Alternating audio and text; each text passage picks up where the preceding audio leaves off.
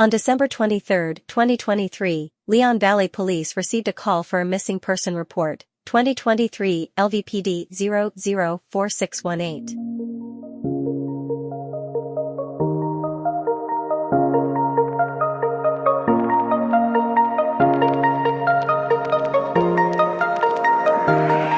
This video contains discussions about true crime, which may include topics such as violence, assault, and other distressing incidents. Viewer discretion is advised. If you or someone you know is struggling with mental health or has been affected by any of the subjects discussed, please consider seeking help and support from a mental health professional or a trusted individual. We thank you for tuning into Vantage.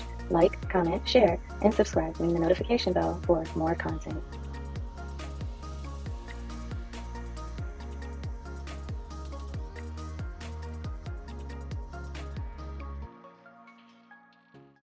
Family of the missing person stated she was supposed to be induced for her pregnancy and did not show up for appointment. The family advised they had not been able to get a hold of the female and stated she was not answering her phone. A check of the hospitals was conducted by the family, and it was found that the female was not at any of the hospitals. It was found that the female lived with her boyfriend. However, the family of the boyfriend advised they were not able to get in touch with him as well. Further investigation found that the female and her boyfriend were not responding to any phone calls and their whereabouts were unknown. Media broadcast on the news the story of the missing female and her boyfriend. The boyfriend's car description was broadcast in the media and was said to be a 2013 gray Kia Optima. On December 26, 2023, a resident of 5903 Danny K. Drive messaged the family of the female and advised them that they believed the vehicle was parked at 5903 Danny K. Drive. The family contacted Leon Valley and drove to the location. Upon Leon Valley Police arrival to the location, Leon Valley Police observed the vehicle. Inside of the vehicle was a deceased pregnant female in the front seat and a deceased male in the back seat of the vehicle. San Antonio Police were contacted, and your affiant made the location. Upon arrival to the location, your affiant observed the vehicle. The vehicle was a 2013 Kia Optima with a Texas license plate of TRC 9447. Your affiant checked the VIN number and the VIN number was the same VIN number that was broadcast on the news for the missing couple. A check of the information through NCIC/TCIC showed the vehicle belonged to the boyfriend of the female. Your affiant observed the front right passenger side of the vehicle. Your affiant observed a deceased female inside of the front right passenger seat. The female appeared to have trauma to her head. Your affiant then observed the back seat of the vehicle. Your affiant observed a deceased male in the back seat of the vehicle. The deceased male resembled the boyfriend to the female. The male had an apparent gunshot wound to his head. It appeared the male had been dragged into the vehicle. Your affiant did not observe any weapon near the male. A search warrant was requested so entry into the vehicle could be conducted. While waiting for the search warrant, your affiant spoke to the families of the female and the male. It was found that the boyfriend to the female sold narcotics and would use his phone, through cellular communication as well as social media, to sell narcotics. It was also advised that the boyfriend would post money and narcotics on Instagram. It was stated that people wanted to rob the boyfriend and it was stated that the boyfriend had been shot at before. The family provided your affiant with the phone number of the female. The family of the male provided your affiant with his phone number as well as his Instagram. When the search warrant arrived at the location, a search of the vehicle was conducted. The search found spent shell casing in the vehicle, however, there was no weapon recovered in the vehicle. There was apparent blood transfer on the outside of the vehicle that was not consistent with the boyfriend causing harm to the female. Both the female and male had gunshots wounds to the head and the male also had apparent drag marks on his back. It was believed that the female and male were killed at a different location and the vehicle was driven to the recovered location. The video surveillance found that on December 21, 2023 around 2,359 hours, a Chevrolet Silverado, gray, driving with its lights off from the vehicle recovered location. The Silverado pulled in the middle of the back parking lot and parked the vehicle. The victim's vehicle could be seen approaching the Chevrolet Silverado. The victim's vehicle parked next to the Silverado. A heavy-set male exited the Silverado and the driver's side door of the victim's vehicle opened. The heavyset male approached the driver of the victim's vehicle and appeared to speak to the driver. The heavyset male then gets a towel from his vehicle and appears to wipe down the outside of the victim's vehicle door where he had touched the vehicle. The driver of the victim's vehicle exited the vehicle for a brief moment and sat back in the driver's seat. The driver did not match the description of the female victim or the male victim. The Hispanic male got back into his vehicle. The victim's vehicle drove behind the building where the vehicle was found on December 26, 2023. The Silverado followed the victim's vehicle. Approximately 3 minutes later, the Silverado was observed leaving from behind the building where the victim's vehicle was found. It was believed that the victims were already deceased at the time of the video observed. It is believed the unknown driver and heavyset male observed parked the victim's vehicle at the location in an effort to hide the vehicle. On January 2, 2024, your affiant provided one of the victim's cell phones to Detective Knox at the Technical Investigations Unit. On January 2, 2024, your affiant provided one of the victim's cell phones to Detective Knox at the Technical Investigations Unit. On January 3, 2024, your affiant received the phone download from Detective Knox. Your affiant found that the victim had recently searched the street of Charlie Chan Drive.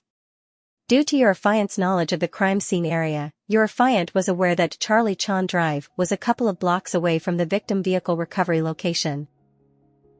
Your affiant was able to discover that the victim's vehicle pinged near Charlie Chan Drive and Cary Grant Drive around 2,350 hours on the night they went missing. The vehicle did not start moving again until around 2,354 hours. The vehicle then traveled to 5903 Danny K. Drive, where the victims and their vehicle were discovered on December 26, 2023. Your affiant conducted computer research and was able to locate a vehicle that looked identical to the suspect vehicle seen on camera with the victim vehicle.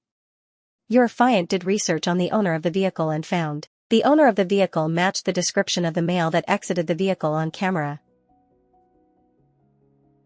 Homicide detectives went to vehicle location listed above and found the listed vehicle at the location. While at the residence on Charlie Chan, a person identified as Ramon Preciado reported knowing why SAPD was at his residence. Ramon Preciado informed SAPD detectives to speak with his son, identified as Christopher Preciado. Ramon Preciado and Christopher Preciado were transported to SAPD Homicide to speak with your affiant, while additional SAPD detectives searched the residence on Charlie Chan Drive under the authority of a search. Your affiant spoke with Ramon Preciado after Ramon Preciado was read the Miranda warnings. Ramon Preciado admitted to driving his Chevrolet Silverado to 5903 Danny K. Drive where he met Christopher Preciado. Ramon Preciado identified himself on surveillance video from 5903 Danny K. Drive as the person observed exiting the Chevrolet Silverado. Ramon Preciado reported meeting Christopher Preciado at this apartment complex, who was driving another vehicle. This vehicle is the vehicle in which Matthew Guerra and Savanah Soto were found deceased. Ramon Preciado admitted to assisting Christopher Preciado at 5903 Danny K. Drive. Based on what they said, there was enough information there to get a warrant signed by a judge tonight, again, to charge Christopher with capital murder and Ramon with abuse of a corpse. Ramon Preciado knowingly treated the human corpse of Matthew Guerra, Savanah Soto, and the unborn child of Savanah Soto named Fabian in an offensive manner by leaving them in the abandoned vehicle. Your affiant then spoke with Christopher Preciado after Christopher Preciado was read the Miranda warnings. Christopher Preciado reported Matthew Guerra and Savanah Soto drove to his residence on Charlie Chan Drive to sell Christopher Preciado marijuana.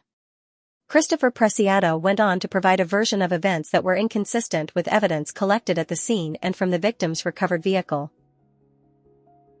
Christopher claimed the male victim pointed a weapon at him and Christopher was able to manipulate the weapon, resulting in the female being shot. Christopher then stated he manipulated the weapon again, resulting in the male victim being shot. Christopher Preciado's statement is inconsistent with the gunshot wounds suffered by Matthew Guerra and Savanah Soto and the evidence located at the crime scene.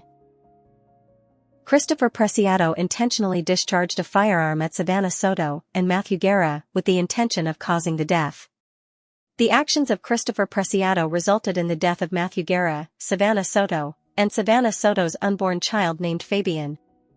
Your affiant has reason to believe, and does believe, the said defendant, Christopher Ray Preciado, on or about the 21st day of December, 2023, in Behar County, Texas, intentionally caused the death of multiple persons in violation of Section #19.03 of the Penal Code of the State of Texas.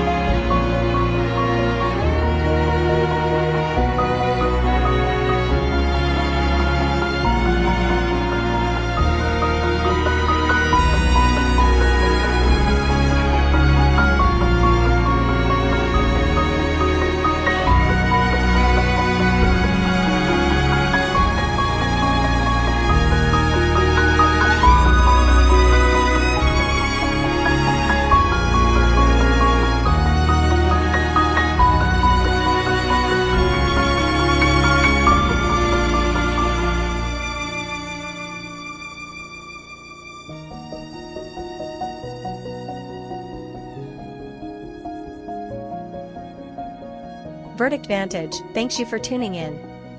Your support means the world to our channel. If you enjoyed this video, be sure to give it a thumbs up, leave a comment sharing your thoughts, and hit the subscribe button to join our amazing community. Stay in the loop on future updates by ringing the notification bell. And if you found this valuable, sharing is caring. Thanks again for being here.